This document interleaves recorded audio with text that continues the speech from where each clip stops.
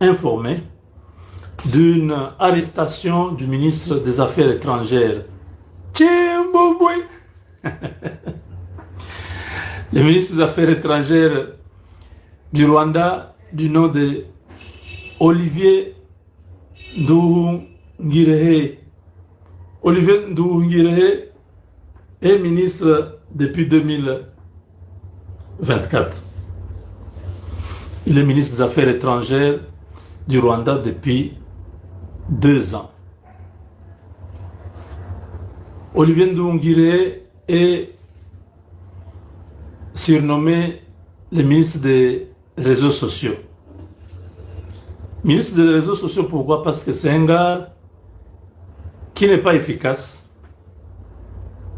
sur le plan professionnel, qui passe tout son temps soit à diffuser des fake news, soit à répondre aux attaques des Congolais.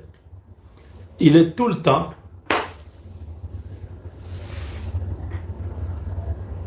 partout sauf à son poste. Olivier Nduhungirehe est même tombé dans les pièges de ceux qui avaient monté une vidéo sur moi, disant que j'étais en train de parler contre les Tutsis, je disais que ce sont des cafards, des choses comme ça. Or, c'était une vidéo qui ne concernait pas les Tutsis, qui concernait un capitaine de notre armée qui avait fait défection, qui était du côté de Massis ou quelque part là-bas. Je parlais de ça, mais ils ont coupé, ils ont monté une vidéo, ils ont publié. Quand vous publiez une vidéo, il faut savoir que les propriétaires de la vidéo là, à l'original. Et ils ont fait leur campagne, ils ont fait des marches. Je dis, vous ne savez pas vous jouer avec le feu. Vous allez vous retrouver dans des situations compliquées avec la justice américaine, pour rien. Parce que ça sera pièce contre pièce. Vous sortez votre vidéo, je vous sors la mienne, vous serez cloué là. Alors, bon, finalement, ils ont continué leur travail avec d'autres manipulations dans notre pays. Un gars qui ment comme il respire. Olivier Nduhungirehe est arrêté à Kigali, plutôt à Rusumo. Rusumo, c'est à la frontière avec la Tanzanie. Attendez, c'est de quel côté de... Oh, c'est l'est, sud-est du Rwanda. Ces messieurs tentaient de fuir.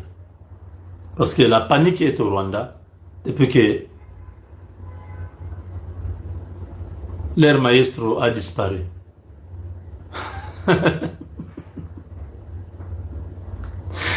Kagame a disparu. Le président du Rwanda a disparu. Voilà encore une chose. Il est parti avec toute sa famille. Ses tantes, ses neveux, ses nièces, ses cousins et tous, tout le monde est parti. Alors c'était grave. Les Rwandais se réveillent. Ce matin, ils n'ont pas leur président. Tous les 5 jets ne sont pas au tarmac. Kagame a à peu près 6 ou 7 jets. Tous les jets ne sont pas sur le tarmac. Les ministres des Affaires étrangères disent non.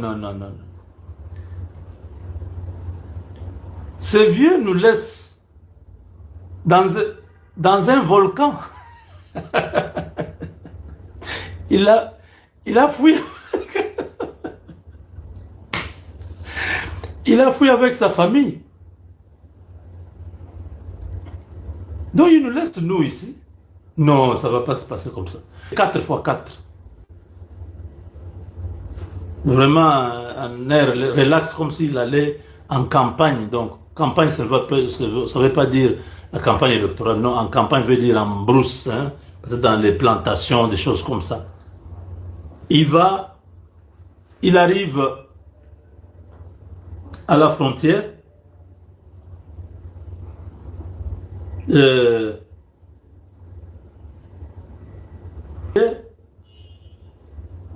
Du Rwanda et la Tanzanie.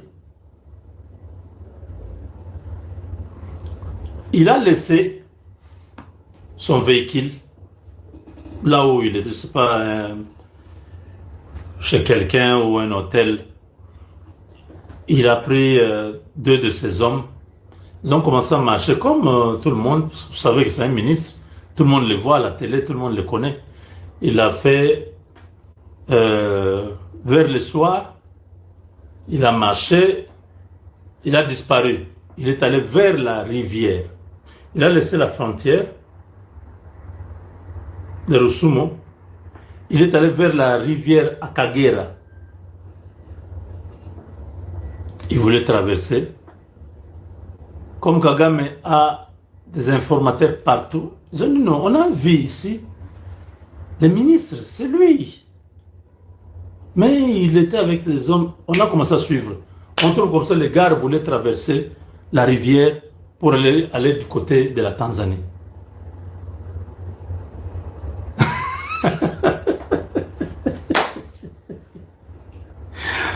Les hommes de Kagame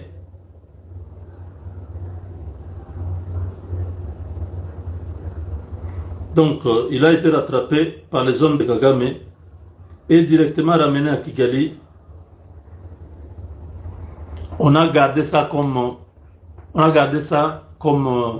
un secret d'État. À Kigali, on a caché, c'est gardé en silence. Mais les gens qui étaient à Rusumo ont vu comment on a embarqué les gars. C'est quoi? Les gens ont cherché à savoir l'information. On leur a dit non, c'est le ministre des Affaires étrangères qui voulait passer par la frontière terrestre, donc par la rivière, pour aller en Tanzanie. Parce que moi, je me suis dit, mais comment tout le temps il est à l'extérieur, il est aux États-Unis, il est partout. Pourquoi il ne fouille pas? On me dit non, il ne peut pas fuir parce qu'on met les gens autour de lui. Il n'a pas la vie. Quand il dort dans la chambre, dans un hôtel, dans un pays, il y a des gens dehors là. À moins qu'il sache comment sauter sur la fenêtre, il peut ouvrir la fenêtre, sauter, se casser peut-être la jambe, mais crier au secours et disparaître. Avec Kagame, tu ne quittes pas comme ça. Ouais.